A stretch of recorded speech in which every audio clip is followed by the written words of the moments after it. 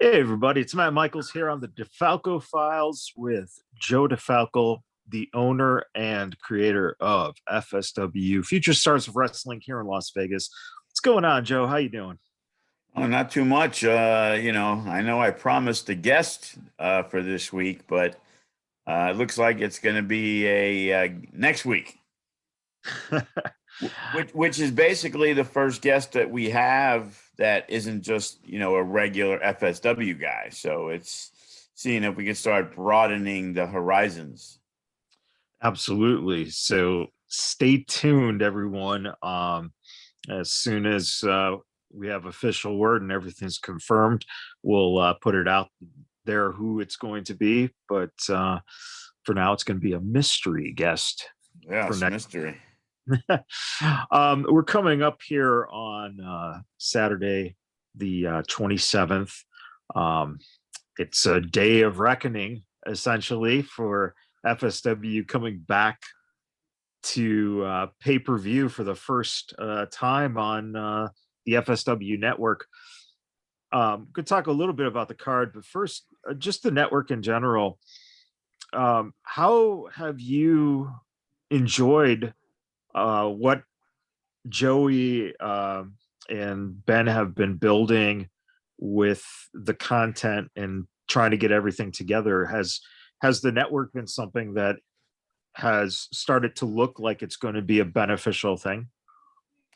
Yeah, without a doubt, it's a beneficial thing. The issue is with Joey is trying to get as much as possible on the network and trying to make them understand that people need to see content, and trying to focus everything onto the network limits the amount of eyes that get on the product. It was like, he did his first cinematic, I guess you could say, short movie, Chilled to the Bone with Ice and Funnybone.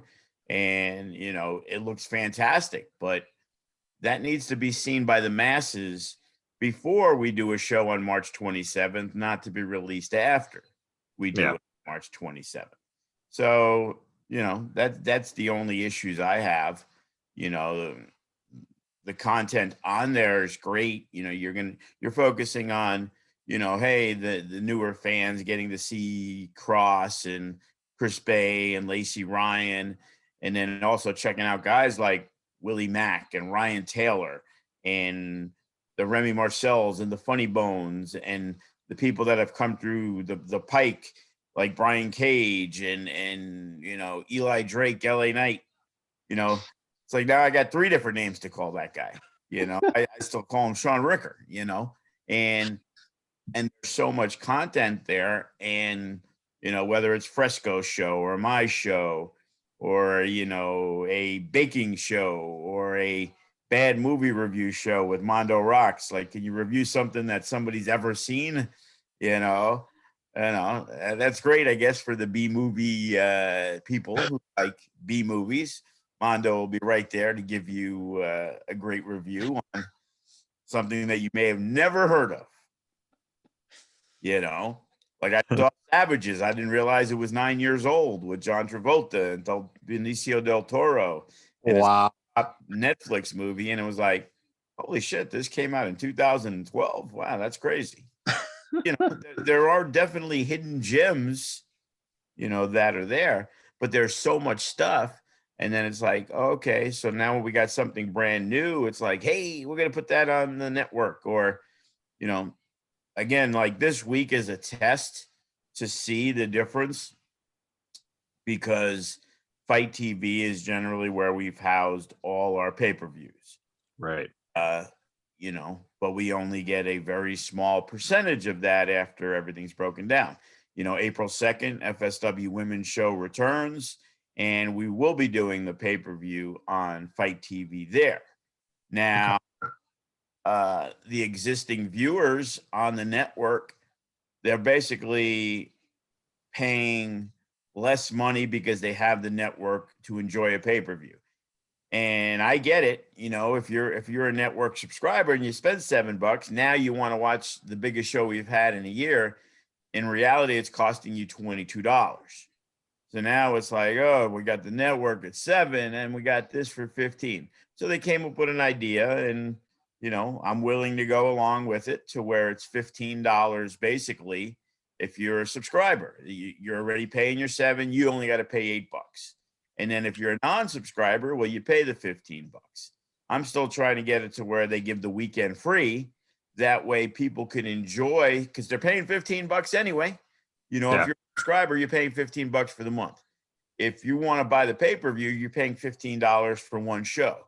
So let's at least give them the weekend to where they can now, indulge in seeing some other stuff, which may down the line make them sign up for the network, because these pay-per-views, they're not going to be every month. It's going to be the bigger shows.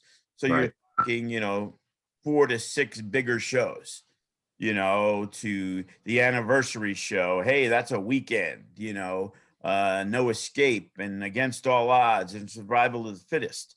Those are going to be those type of events that we're going to, because of the costs and things like that, where we're going to, offer a higher price, because the quality of the show is as good as any company out there. Yeah.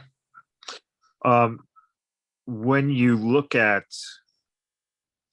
what for you is the bar in terms of what you would like to see in terms of a pay-per-view buy rate, meaning if, let's say, 200 people tune in, is that a successful pay-per-view for you?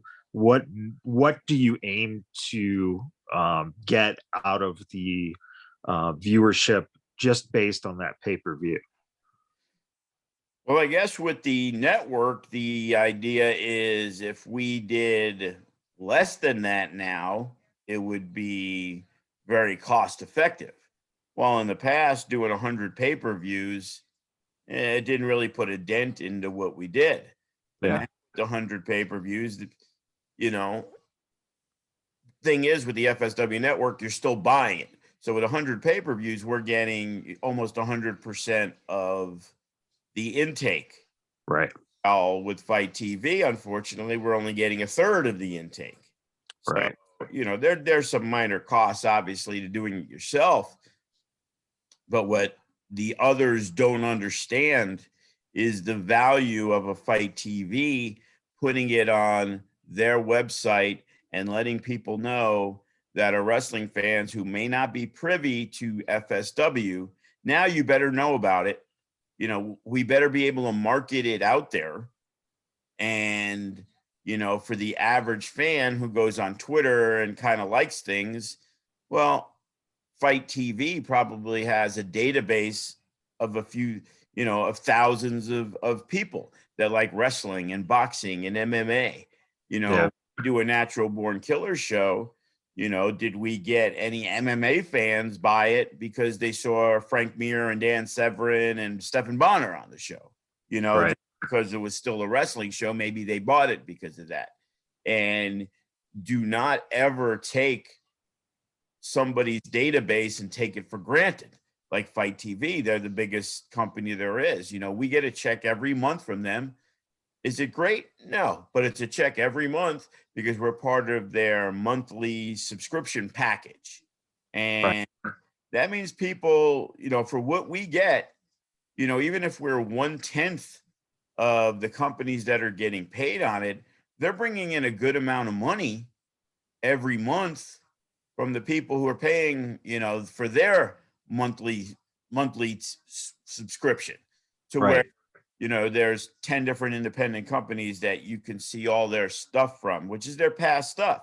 Eventually our stuff goes on there, but initially we're going to, run our pay-per-view our way. And then after, I think it's 2 months or something, it gets added to their basic package. So you pay $9.99 a month and you can watch all their stuff.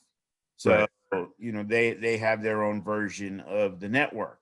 And, putting your eggs in as many baskets as possible, is the important thing. Even though we don't do a lot on Twitch now because of everything else, we still make a few bucks from that. YouTube, by posting the videos and doing stuff, we make a few bucks from that. And while that money doesn't help anybody's longevity into retirement, it also pays a few bills here and there that Right. at this day and age, where there aren't really any shows to generate income, every little bit counts. So, always trying to figure out what the best way is. So, Joey and Ben were like, oh, well, we could do it on the network and we could do it this, that, and the other thing. I'm like, okay, well, let's see, what we got, Yeah. in terms of a Hammerstone, a Daivari. Now those guys, Sefa Fatu, whatever their social media reach is, there's not a lot of shows. Hey, we got a big show that not only has Hammerstone, but it has all these other guys that are, top notch. I'm going to go out and I'm going to support and spend the money on it. If Right. we, and I get it. If we did half the amount of pay-per-views as a normal pay-per-view on Fight, we would still make more money. But the question becomes, I want more eyes on the product. And for a few dollars, I'd rather have more eyes on the product. Yeah. But, we will see. I haven't heard anything about the numbers yet. I know one guy made a mistake. He was trying to buy tickets for the show, and he ended up hitting the link to buy a pay-per-view. And it's like, well, not much I can do about that because that's through a different company that, you're Right. processed through, and then they get us money. Lucra or something else, I was told. I never heard of it before, but I guess they run pay-per-views. Hope we get paid. You just mentioned the fans and the reach of the, whatever the network or Twitch or YouTube. I just want to give a quick shout out to Brad Reeder in New York, who this week posted some stuff on Facebook of 4 different shirts that he bought of people like the Bad Bitches and the Unguided. So shout out to Brad for showing that support. Yeah, for Brad's a great supporter. We've had Funko Pops. We've had a whole bunch of different things. He buys the pay-per-views. He's one of our subscribers on there. Man, if we had 1,000 Brad Readers, boy. Yeah. I might be able to fix my upstairs bathroom. When you look at what's coming up on the 27th, you just mentioned 2 names, and this match was just announced, and that is Daivari and Sefa.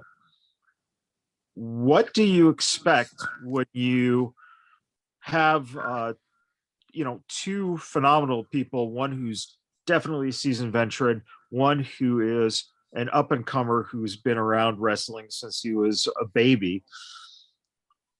Do you expect that when they get in the ring, you see chemistry from these guys because of the level of their professionalism, that even if they haven't wrestled each other ever, let's say, that it can come together and you can have a good match without too much story of a buildup going into it? No, because there's so much buildup on the other matches. Sometimes you need to have matches. And, looking into what we were doing initially, we were talking about maybe doing a 4-way matchup with like Hero Lou and Daivari and Wise Guy and Class and a few different others. And I was talking with Sefa, and he became available for March 27th. And, he wasn't that excited about, a 4-way matchup. And, hey, because he hasn't really been around that much. We just had him back recently. And, he had a really good match with Class. And, Daivari, hadn't wrestled in a year or two before he wrestled for us. And now he's been making the rounds. He's all over, Impact. He's all over MLW. So I'm excited to see, because we haven't really had Daivari in a couple of months. So he's really in game shape. But, watching him train, it's amazing the shape that he's in to begin with. So, Sure. For Sefa's sake, I hope Daivari and Rikishi got along well. He might, there might be some receipts that he owed Rikishi that he figures maybe the kid's going to have to pay up. But, I'm expecting this to be, that's a big time matchup, and especially for Sefa, who hadn't been around in a while, this is a big time match for him to look good and win, to get his name, back into the action, wrestling a national star. And, since many people see him, as that future star of wrestling, that just adds to an already stacked card. Yeah. And it's like, between the tag match that isn't for the title and the other 4-way we're putting together, we added a women's title match. So all the 5 titles are going to be on the line. And, we're jam-packed with 9 matches. It's going to be a long show for sure. Hopefully not more than 3 hours, but we're going to probably be in that 2:45 range. And, and the championship matches all have, story behind them. So, if you like good stories, well, the show has it. If you like great wrestling, the show has it. Like I said, since the Mecca, we've run little bits here and there, but this is a Mecca quality, casino quality show that a handful of people will get to be in the audience to watch. So hopefully we'll have a good amount of people excited about, the first official, show of, the pandemic era. There's the Attitude Era, there's this era, there's that era. Now it's the pandemic era. I'm creating it. I'm going to copyright it. I like that. That's I get that copyright right away, because Vince probably is about to file for it, knowing that company. This past 2 weeks on AEW's Evolution, I believe it was, or Dark, the 1% has been featured in a couple matches now. Have they? Yeah. I didn't know that. I saw a team that looked like them, but they had some different names. So they might, but I saw the 1% personally. Actually, we're in the process of making our own 1%. So I don't know. Ooh, is that going to be like a title versus title, like fake title versus real title? You get the 1% back going against the new 1%. No, we're going to do way better than the new Diesel and new Razor Ramon. We're actually going to, create our own 1%. It's an FSW born and bred faction. It doesn't necessarily, even the Great Four Horsemen had numerous guys in there. So just don't tell me you're bringing Paul Roma in to fill one of the 1%. Oh, I'd love to bring Paul Roma in. He's one of my personal favorites. He's a great guest to get on a podcast, by the way. Yeah, that's something I got to work on, because I don't know if he's been doing, I think, his own podcast now. Yes. He's out of Connecticut. He will lambaste pretty much everybody. He was a fun guest, let me tell you. He didn't have a lot of good things to say about my good buddy Alex Wright, let me tell you. Really? Wow. When you think of the way tag teams are going now, and seeing them get a shot at AEW, and looking at the tag teams you have, What would you say is the main component that has made tag teams work for FSW? Because if you look at that history and you look what you have now, it's such a rich field of talent that it's remarkable, especially because of the way that the WWE essentially killed tag team wrestling there for, you know, a good 15-year period. Is it something that you just were passionate about tag teams when you were just a fan, and getting the chance to now, you know, have a company for the last decade, that tag teams have just been something that you guys have been good at creating? Well, I was a huge fan. Obviously, the Hart Foundation was my favorite tag team of all time.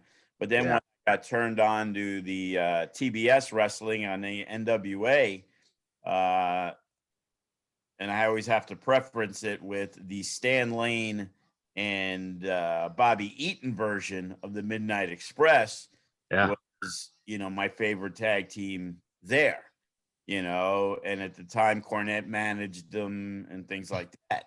And I've always been a huge fan of tag team wrestling. When it comes to FSW, most of the tag teams that were put together, you know, whether they were put together by themselves, like Clutch and Sugar Brown, they were friendly. They had kind of pitched the idea. Cody and Jake, we put them in the following, and it kind of broke off because Cody was more of the singles guy and Jake was in the tag. I mean, Cody and Big Duke were in the tag, and Jake was the underling in the No Limits division for Bryce. Right.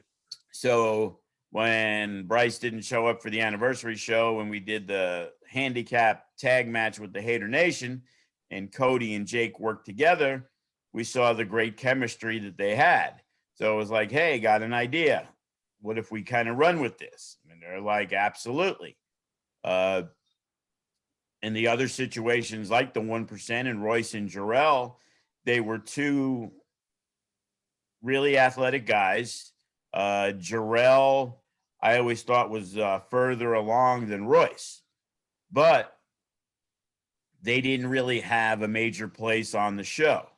And we were lacking a little bit in the tag division at that time. I'm going to say half our tag teams or 3/4 of our tag teams went to China in that time frame. You know, the Whirlwind Gentlemen, they were gone. The Bonus Boys, R&B, they were gone. Jake had transitioned into the Strong Style Squad with Jace Battle, but they were gone. Midnight Marvels were pretty much in the process where they had, I believe they were broken up already or were in the process of it. So they were gone. And it really left a major void in what we were doing. And when I approached them, I told them I had an idea about a tag team, blah, blah, blah. We had talked about the Billionaire Boys Club thing that I liked, but I just didn't feel that those guys kind of the idea in my head of that group wasn't Royce and Jarrell. You know, at the Sure. time, Royce was fine. The idea was Sammy Six Guns, who is now Dak Draper in Ring of Honor, who was the key person in that because of Dak Draper signing with I forgot what it was called, but it was a company based out of Missouri where he was exclusively signed, and they ran some stuff in the Kansas City, St. Louis area for about a year and a half, where he had a full-time contract to help train people and also wrestle. So not having Dak Draper gave me the idea, because we didn't really have a lot for Jarrell and Royce, and they were eager and they were wanting to be on shows. And at the time, Royce was coming in with Dak Draper from Colorado. You know, they were driving out here from Colorado. And Jarrell was a guy who was hungry to be a star, and he had all the physical attributes. So, like other tag teams before them, we kind of put them together. Yeah. Difference between them and some of the other teams were they embraced the idea of being successful as a tag team. They now became friendly. They became workout partners. They were travel partners. And they were very quickly, you could see they were a tag team. And you could put two guys together and call them a tag team, but it doesn't mean shit. You know, Right. Hammerstone and Graves, they're two other guys that we had put together as the gods of war. Now, they were already traveling together and they were already friends together, but they were never doing anything together when it came of in-ring stuff. Right. And I had that idea, which is also the same thing with Tito and Che. Tito was tag teaming with Rico Dynamite pretty much all the time, but I wasn't really using Rico. So I'm like, hey, well, I got an idea, blah, blah, blah. So that's how the Pistoleros, who became the Wolf Zaddies, and they're an awesome tag team. Yeah. But the thing is, I can't take I'm taking the credit for putting them together, but I can't make them want to do things together. And Right. if you're a successful tag team, you have to want to do that. You know, if you're like, oh yeah, we're in this until they find something in a singles thing for us. Like, I'm not going to stick Sefa Fatu and Hero Lou in a tag team because they're two Samoan guys. You know, Right. Sefa, they may work out together, and Shogun and all these guys, but they all want to be the heavyweight champion. And I'm pretty sure sticking them together, they're going to feel like they got, downgraded. Right. At the time, Hammerstone was this young up and coming guy. Graves had a little more experience. He was the better wrestler. It was a good fit. Royce and Jarrell were two younger guys in the company, kind of floating around, wrestling random matches that didn't have a lot of substance. Right. The Unguided, they met each other and we knew it immediately. And they said it also. I'm like, man, you guys would be great as a tag team. Now, as time progressed and Damian Drake was still the No Limits champion, he was eager for his run to end just so he could become tag team with Matt Vandegrift. And, it took a little time for character-wise and everything, but, they're another one. They're at the top of their game. Yeah. And same thing with the Bad Bitches. Like, we struck lightning in a bottle. Like, here's Jay Vidal. He's like this awesome kid, came in from Gangrel's place in Florida, and you could see all the talent in the world. As we talked when he was on with us, his horrendous EDC gimmick that was the shits. And it's like, dude, your name's terrible. Your gimmick's terrible, and then he embraced who he is. And then somehow through somebody, a guy named Parada, we brought in, like I said, for a New Year's show. And I'm like, hey, you know what? I think the dynamic of the two, the flamboyancy of Parada, but the wrestling skills of Jay Vidal, can give us something. And then we put him in some matches. And, the idea is you're putting in this young team to help get wins for the established teams. And then all of a sudden, it's like, wow, these guys are there. They're like, as much as we like the brother team, Sky High, they're brothers. They're together. They did that on their own. Creature Feature, They did that on their own. Suavecitos, they did that on their own. Even though they didn't really know each other before they came to train, they became buddies, whatever. And from what I understand, I think they didn't know each other. Wow. But those guys kind of came together. And then the Bad Bitches, we saw the crowd response. It was insanity. And then it was like Jay ended up leaving during the pandemic, went back to Florida to live with family, no job, struggling. but I kept in touch with him all the time to get him back. And, you know, we ended up doing something where we were setting up the bonus boys, R&B, and the bad bitches, and we were going over what we were going to do. And, you know, the R&B were the ones who made the suggestion to have the bad bitches go over to going. You know, initially I had talked about, you know, back and forth, the R&B end up cheating, whatever, you know, quick roll up, 1, 2, 3, they kick out and they beat them down.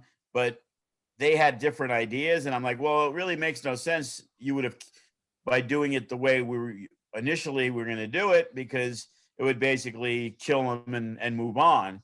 But this way, you know, the bad bitches won, the crowd popped huge, and it really set some stuff up. Unfortunately, Parada hasn't been around for a while, and he's had some issues, new job, whatever it is, which has really, you know, deterred what we're looking to do.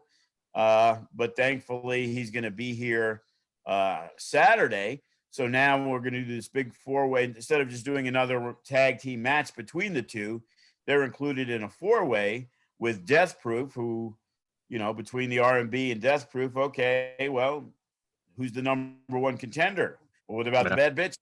So now we're bringing in a team that's really getting some notoriety on the West Coast in Toko Uso. And, you know, Juicy has gotten a lot of love because he was the guy who took a flight all the way to GCW, got on the show, and now he's like, you know, a crowd favorite type. And that matter, you're still going to boo him for his work. And then his partner, the Samoan Lion, you know, he's awesome. You know, he's another one out of school. The thing is, he's very, very, very under the radar, and a lot of people do not have any knowledge of him. But we have a feeling we might have brought in the next breakout, you know, star in FSW. So that 4-way is definitely going to be a battle, you know. So it's, you know, none of these matches on Saturday are going to be 4-minute matches. You know what I mean? It's like I'm putting together the matches, and it's like, wow, this is going to be long. Just make sure you don't start on FSW time.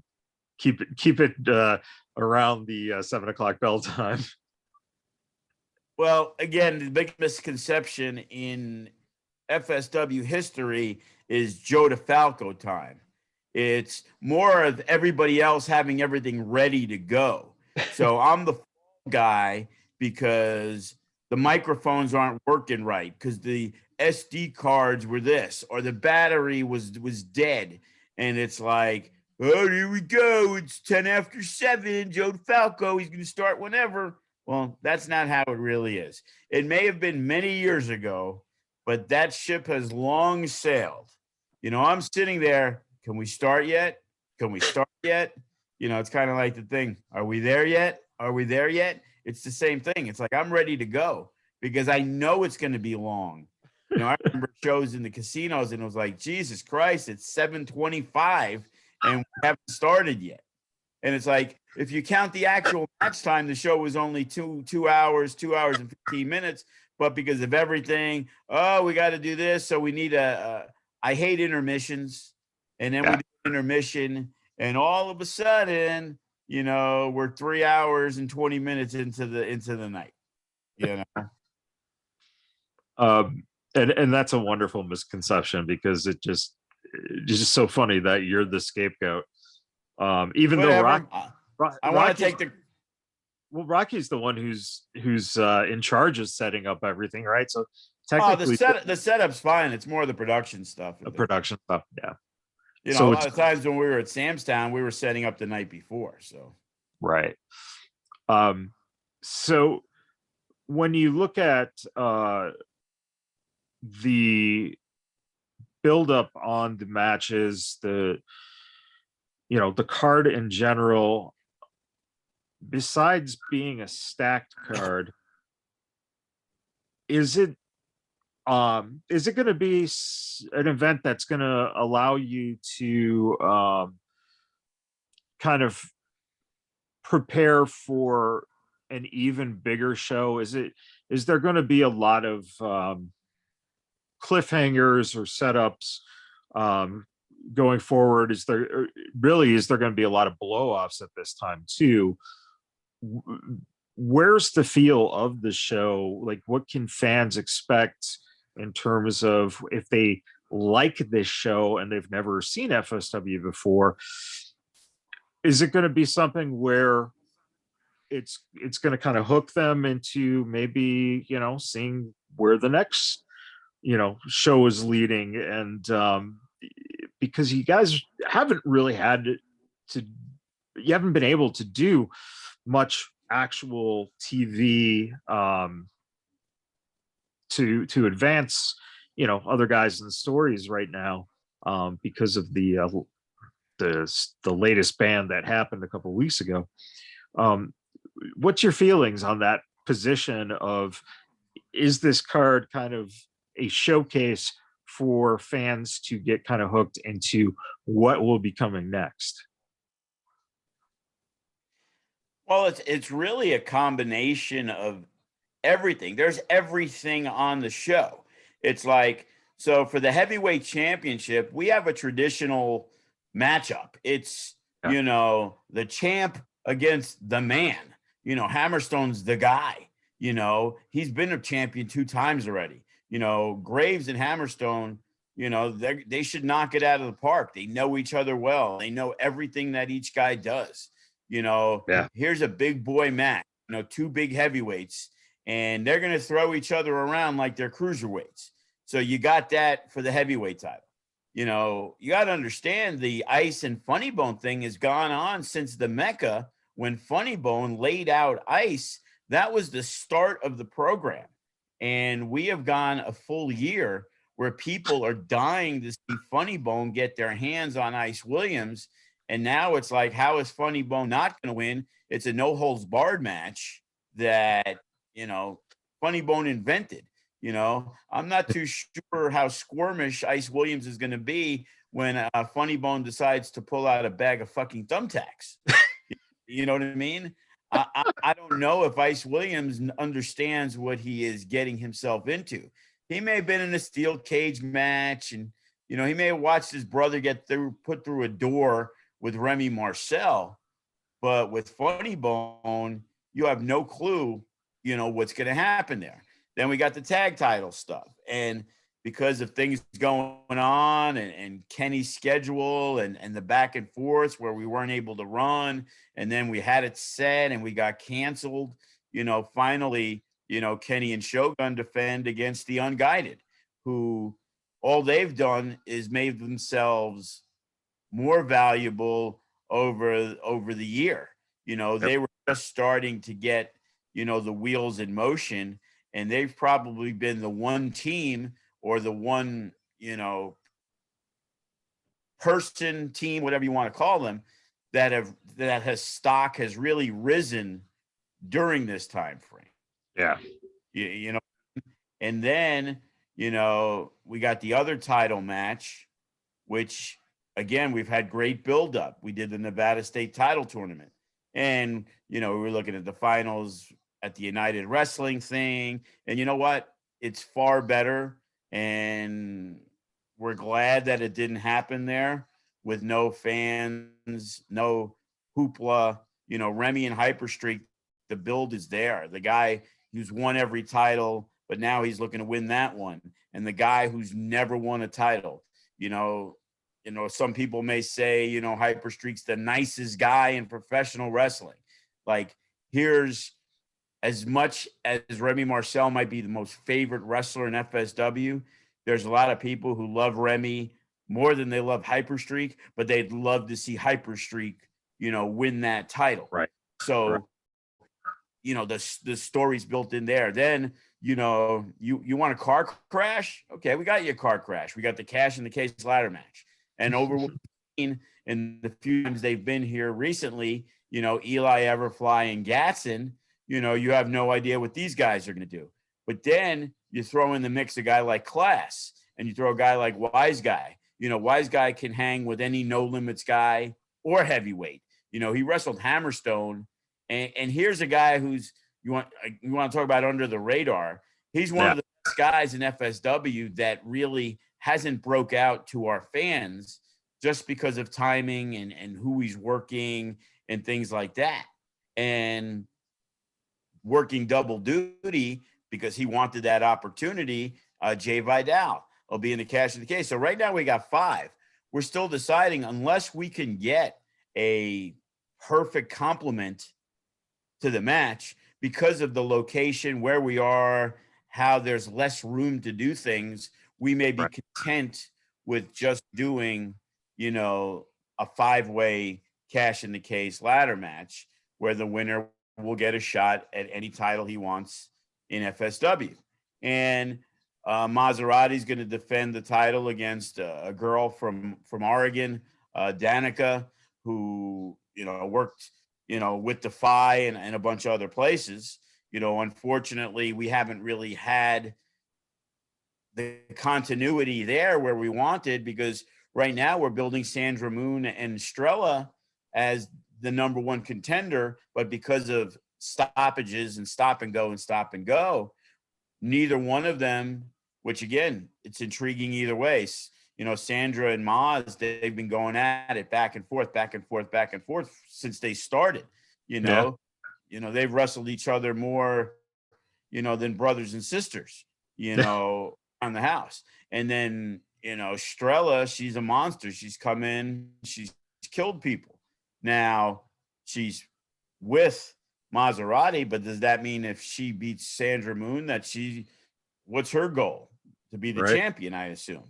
So that's why the name was changed, because at Night of Champions, that was what it was going to be. Right now, Maz has got a match, but it's a match against someone that we haven't seen in FSW yet, you know.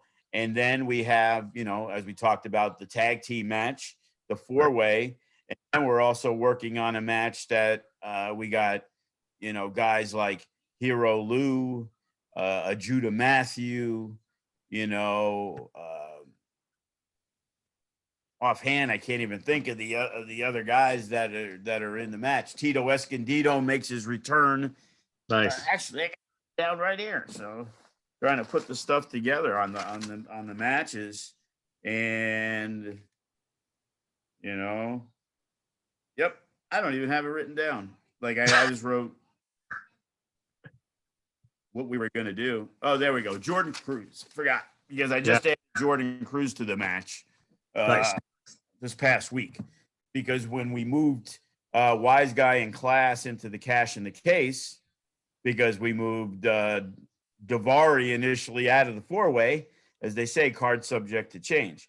So so the 4-way is got Jordan Cruz, up and coming, you know, built like a brick house, you know, Hero Lou, you know, the guy who just needs that one big breakout win, and he's a top contender for any, you know, for the titles. And then Tito Escondido, you know, he's getting some love all over the place, you know, getting to work Bloodsport. You know, we used him on Natural Born Killers before that. You know, him and Che, they took the 1% out of FSW at No Escape last year. So for those unfamiliar with, you know, Tito Escondido, you know, check out some tag matches they had with the Gods of War. You go on the network, the very first Mesquite show, we did what we called the Battle of the Bruiserweights. And it was Alcatraz, Willie Mack, Tito Escondido, and I believe Brian Cage. You know, it was a big fucking 4-way, you know. So as much as people like to think that I'm only this, you know, crazy high flyer guy, you know, I love watching the big boys, you know, brawl each other. And in reality, we had a good combination of guys, because a Daivari or Sefa could have been in that same 4-way. You know what I mean? So instead, we were trying to do 8 matches, but because of the circumstances, we have 9. Then, you know, and then the pre-show match has a lot of back and forth going on between the Suavecitos and the Sky High and Creature feature.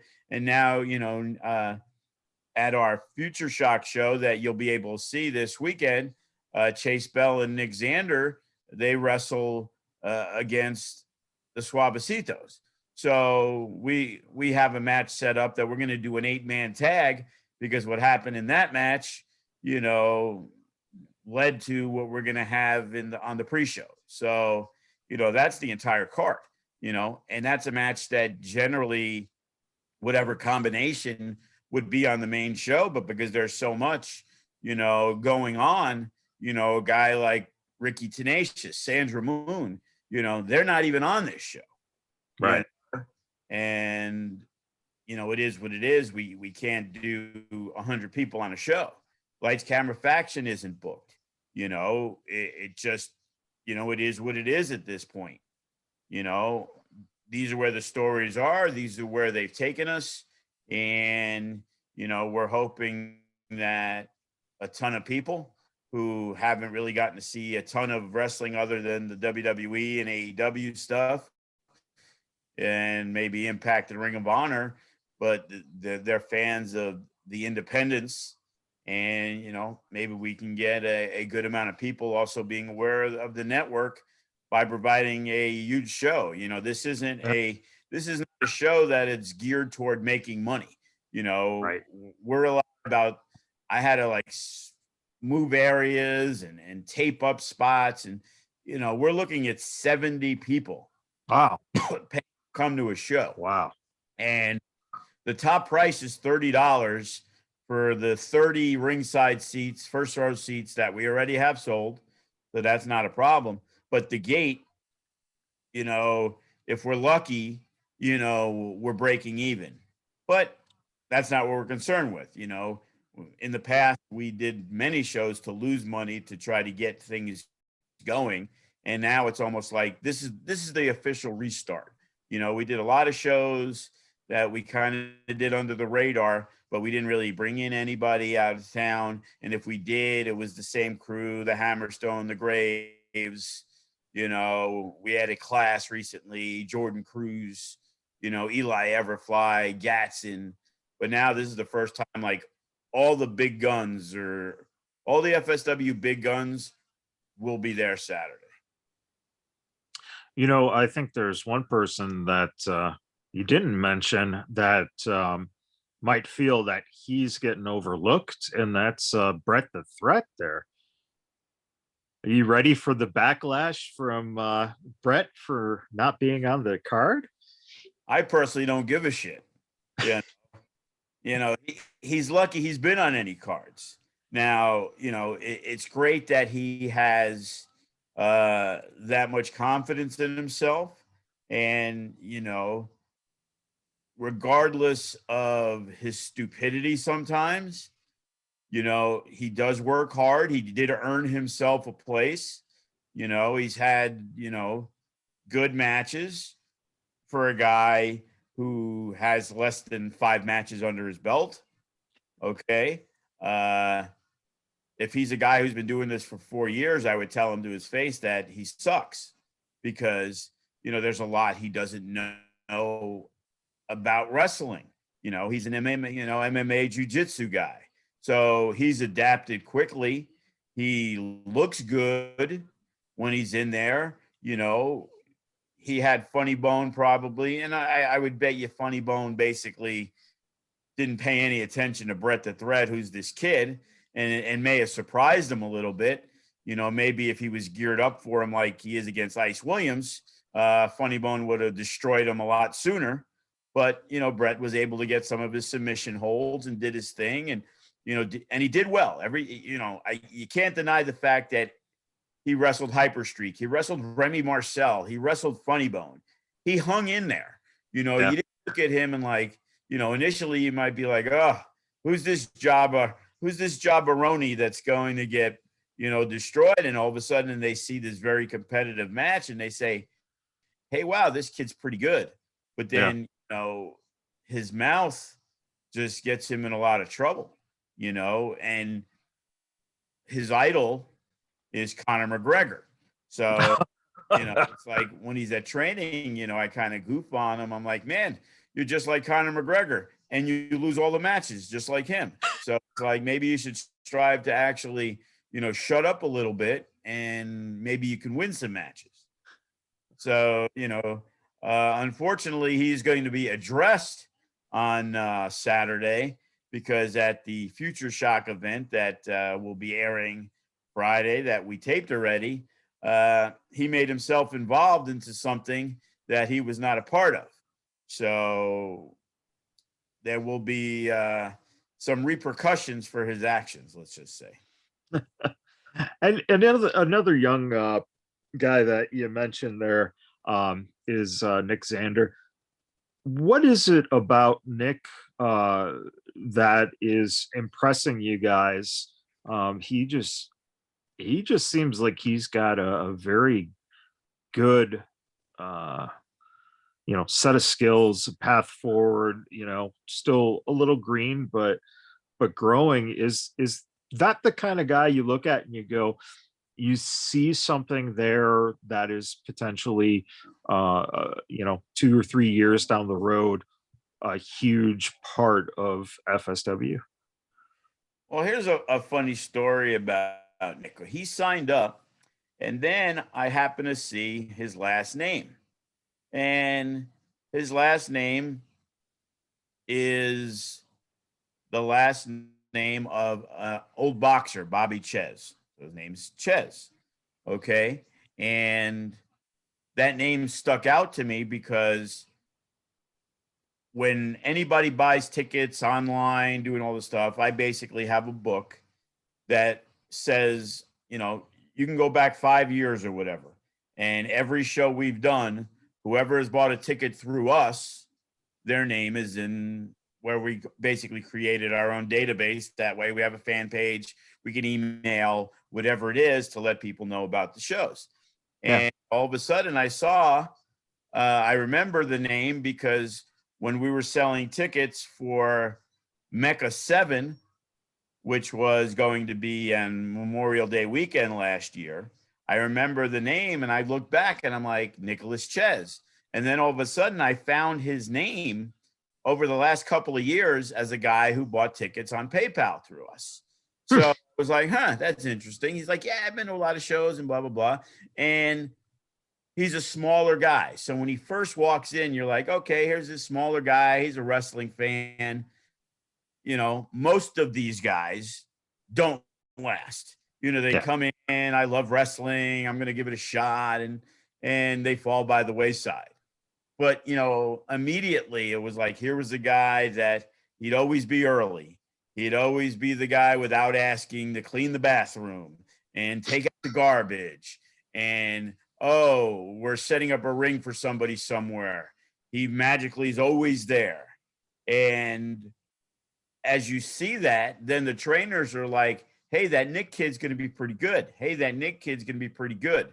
Nobody tells me that normally in the first 2 or 3 months of somebody training. And I would have to say that there was probably jealousy because there's a lot of guys who've been doing it 2 months longer, 4 months longer, 6 months longer, and don't understand that when you put everything together, this kid is more deserving than you because you've been here longer. And, when you're at equal value and you do a lot of helping around, you're going to get that. Now, if he's this green kid who's shitty and he helps out a lot, he isn't getting anything, but he's progressed. So he got his first match way sooner than some other guys. And we had some guys that were, almost ready, on the verge of maybe getting on a Future Shock. And then I've heard, because they kind of disappeared, that they were a little disgruntled because they felt that the two guys, that Nick and Brett, who were the most progressed of the two, were getting opportunities and they weren't yet. And it's like, well, that already shows you that you're not going to work hard to get to that goal, because first off, getting your first match should be your first goal of 100 goals. Yeah. And, things take a little bit of time. Just because you believe that you're ready doesn't mean you're ready. And, when those guys get put on the show, what they don't understand is at their level, if they went to any company in the fucking world and had 0 matches, nobody in the world would book them ever. Yep. Yeah. At FSW, where we also have some of the biggest names in wrestling wrestle for us, we do a show called Future Shock to get these young guys. And it's like, just because they get on the show, some of them seem to believe that means that they're there, they're ready. It's like, no, you're available and you're good enough to do this one thing. You're good enough to be enhancement talent. You're good enough to get a little bit of offense against a guy like Hyperstreak, and he's going to walk you through the match. And if you do well, maybe he's going to give you a little bit more. And that's like talking about misconceptions. A lot of these younger guys, they need to get here, but they get here and they get put on something. They think that's the be all end all. Right. And that's also the disappointing thing of it. And it's like, I don't owe you guys anything. Just because you pay your dues does not force me to put you on a show if you're not good enough. Yeah. And, hey, we have a guy who's, not around for a little while. He did some things that we felt was necessary to not have him around. And, Remy's a big fan. My kid's a big fan. A lot of people are big fans of the kid. But you're not going to fucking do shit that's detrimental to the company. And what he did was inexcusable. So I said, if I feel better in 5 weeks on April 1st, you could come to me with all the back dues, because as usual, now you're being detrimental and you're behind 2 months. Right. But me being me, trying to always give guys a little bit extra rope, and they take advantage. And in that situation, that it ended the day that we found out something. And now it's coming up on April 1st, and he's going to get an opportunity, but now he's not going to get an opportunity to be behind where I would normally give people. Now you need to catch up. You need to pay your dues. You're not going to get to train. You're going to complain about not being on a show, yet I only seen you 3 times in the last 2 weeks. Yet you're a student. You know what I mean? And it's like, you have to be there. You have to prove your worth. It's like, oh, we had this big thing where 12 people put up to help and you weren't one of them. And it's funny how, back in the day, or even not today, like a Vandegrift, a Brett, Damian Drake, these guys will be around to help set up a ring. Now, sure, Brett the Threat and Nick Xander and those younger guys, just because they're on the show, the Suavecitos, Sky High, even they've been around a bit, but they're still going to be there to help out, But a Vandegrift and Damian Drake, they're kind of graduated to where they don't really have to show up, but they do. We appreciate it. And that's what people should see when you see these 2 kids who get to travel out and go to work at AAA, and Damian Drake's gotten to be on Ring of Honor, and he's gotten to be on Impact, and he's still setting up the ring. And then you, with 9 months experience, are crying about not being on the show. And right after the show ends, and believe me, when the show ends at the FSW Arena, the school, if you may, there ain't a lot of shit to do, because the ring is already set up. You're not breaking it down. The only thing you might be doing is taking the chairs in front of the bleachers and moving to the back, and loosening the ropes or taking off the good canvas for the other one. With 15 people there, it's a 25-minute job. But then I look around and it's like, motherfucker, where did he go? You're late because of work. Okay, you told me, hey, I'm going to be late. I got to work till 6 o'clock, even though call time's 5. Okay, now the show ends. Oh, well, I had to go back to work.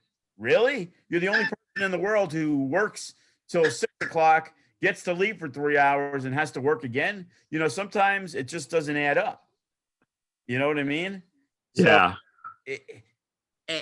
those are all the little things. It's like, I had to have a major discussion with somebody this couple days ago. Everybody feels that there's something's personal, they're not on. There's always an excuse for it instead of it being what it is. Sometimes you're on the shows, sometimes you're not on the shows. The main guys, Hammerstone's going to dictate his own schedule. He's earned that right. Just because you're good enough and you're not on a casino show doesn't mean it's anything other than there wasn't a spot for you in what we were doing. And because of the emo days of the present day, everybody feels it's like there's another outlying reason for why, instead of it just fucking is. Yeah. Guess what? We did a show. Remy wanted to be on it, but he just wasn't. Didn't have the right matchup. Hyperstreak didn't get to be on the show. Nothing personal. Wasn't mad at him that day. It's like we're trying to make things make sense and work. When I bring in somebody, it's for a reason, and unfortunately, I guess that doesn't get taught enough. The inner workings, and I guess you could say the etiquette of how business is done and things like that. Because people want to go to train, and sure, they might do some promo classes and character development, but it's like, if you pull some of that shit in a fucking locker room that somebody invited you to, number one, you never get invited there. We had a pre-taped show that we did this past week, and there was an incident because the finish got all fucked up. Something was supposed to happen. It didn't happen. And I'm thinking, you know what? This is pre-taped. You know what, guys? Fucking cut. Okay? We're going to do this over. Now, the team involved got upset. Or one person got upset. And it led to a situation. And it's like, listen, motherfuckers, shut the fuck up. Everybody is at fault. Okay? It's a little fucking spot. It was 15 seconds at the end of the match that literally took 15 fucking minutes to get everything in place to reshoot it. And it was just like, oh, bing, bang, boom, it was done. Okay, move the fuck on, And it's like, if that happened where there's a fucked up finish and I invited you and said, hey, take this Matt kid, we're going to Arizona. Hey, this guy, Matt, he's been working hard, give him a match. Like Nick Xander and Brett the Threat went to Salt Lake City. MK needed a woman wrestler. So I'm like, hey, Strella's available. She said she'd do it, but it's a huge, huge ride. Anyway, you can get a couple other people. That way, at least she's not driving 9 hours to get there. Okay. Yeah. So I'm like, well, who do you got in mind? I'm like, well, young kids who aren't worried about the payday because there's barely any. And, we sent Brett and Nick Xander to have a match against each other. Before the show was over, MK was raving about how well they did and they helped out. Like, they didn't walk in as like, hey, we're from FSW, fuck you with the ring, you're going to do it yourselves. They're right there helping out. You know what I mean? And now, if I told them that Nick Xander and Brett the Threat, and all of a sudden they walked in and they were prima donnas and they were complaining about the finish, because in most cases they weren't going to wrestle each other. So now they go to Salt Lake and they wrestle a kid that probably isn't even as good as them. But now they got to put over said kid. Right. Or a guy botches a spot. Imagine if after the match I invited you and you're now bitching at the guy or bitching at the promoter. It's going to be like, who's that on? Well, it's going to be on me for telling you that this guy was a good guy to bring in. Right. You're not going to bring in that guy. And guess what? You're not bringing me in. So if you show that type of behavior, guess what? Nobody from FSW is going to put any good word in for you in Arizona, in Utah and California when you need a guy for a show. They're going to distance themselves. They may still like you and they may have no problems working with you, but they see you're a fucking hothead and they see that little shit that shouldn't bother you. And that's going to hinder you from getting out there because, again, I don't even have to recommend you. Right. I got a call one time from Steve Corino in WWE about a tryout, and he asked me a question about somebody. All I did was tell him the truth. And because I'm not going to give my reputation and tell him false shit because somebody else wants to be there. Do the right fucking thing. And if you do the right thing, I can have glowing reports, because he also did ask me about Hammerstone. And I said nothing but phenomenal things because that's the type of person he is and wrestler that he is. So if MK, for example, hits me up and said, hey, you know what? I watched these guys over here. I kind of really like them, you know, be interested in using them. I'm like, yeah, you know, they're really good and all, but just be aware they get, you know, they're kind of hot-headed. They, you know, if something doesn't go right, you know, you never know what's going to happen. Well, that's going to be my critique to them, even if they're really good wrestlers, because when they go out there, they're representing FSW, because, you know, they're throwing that fucking name around. Oh, I trained at FSW. I trained with Kenny King. I trained with D'Lo Brown. I trained with Sin Bodhi. You know, they're going to throw that out there, just like guys who trained with us for 2 months would say. Yeah. And trying to get booked on shows. Oh, I trained at FSW. Oh, I trained with Mike Modest. Oh, I trained with this guy. You know, when in turn they trained 3 times, they sucked and they never showed up again. Right. You know? And it's like, it's that part of the business that, you know, a lot of times falls by the wayside because, you know, you only have to train 3 days a week, a few hours a day. You know, you're trying to be ready to be a wrestler, and the part outside that, you know, gets neglected a lot more than it probably should. You know, it's tough enough getting promos and character development. Now teaching, you know, etiquette and how to act on the road, and when you're dealing with people you don't know, you know, how that all works. Right. And you know, in that aspect of it, do you think the word training kind of gives a sense of an out as compared to the word schooling? And schooling, you know, it kind of encompasses everything, because a lot of guys who start training are kids, you know, younger ages, and you understand what school means because you've been doing that since you were, you know, 5 years old or so. But training is essentially like, if I go to the gym, I'm training, right?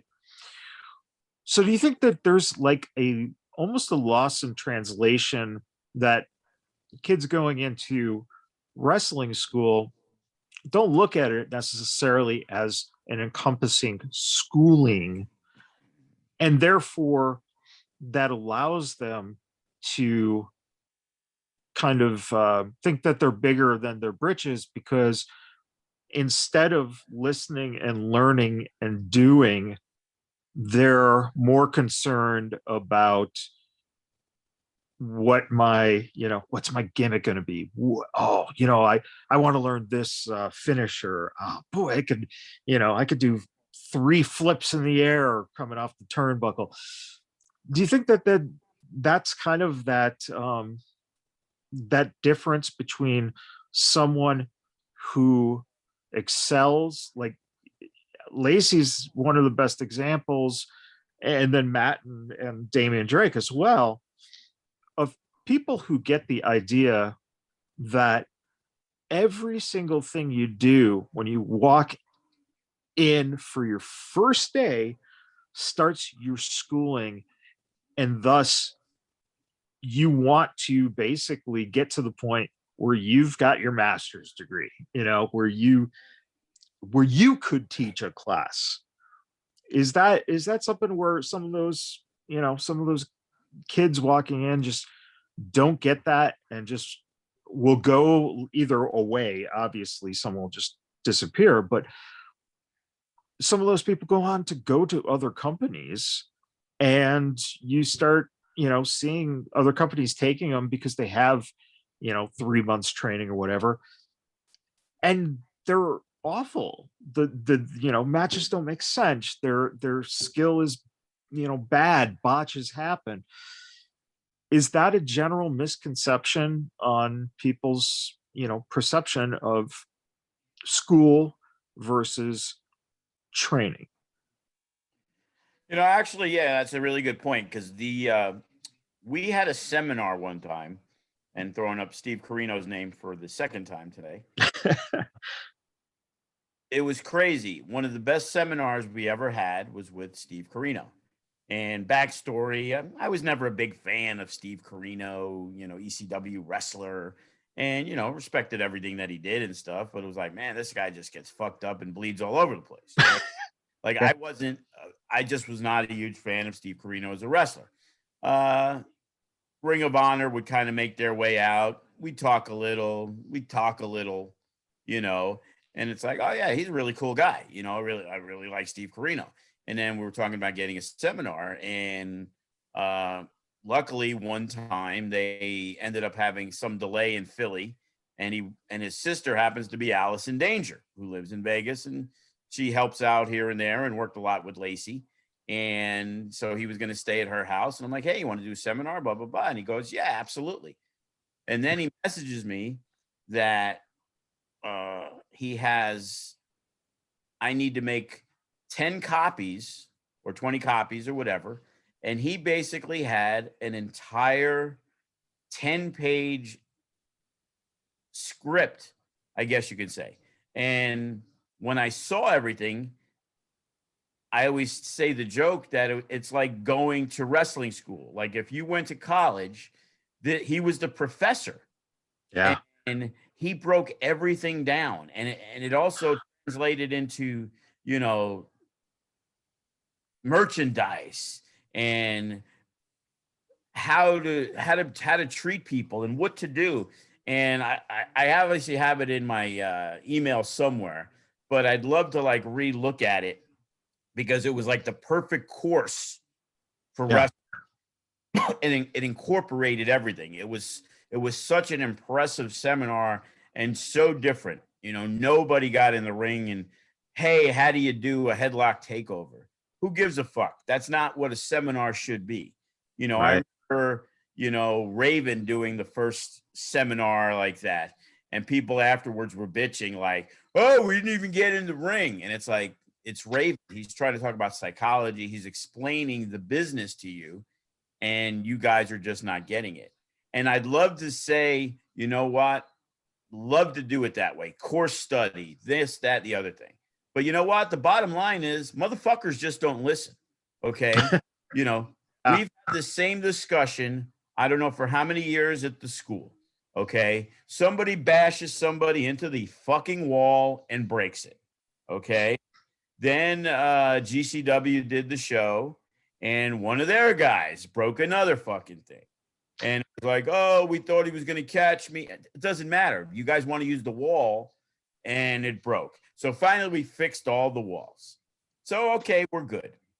And then all of a sudden, Eli Everfly wrestles Jay Vidal, and they decide that they're going to go toward the outside on the guardrail. And luckily, Josh caught mainly Eli, so it only put like a little scratch in the wall. And it's like, dude, how many fucking times am I going to tell you? Everybody hears this.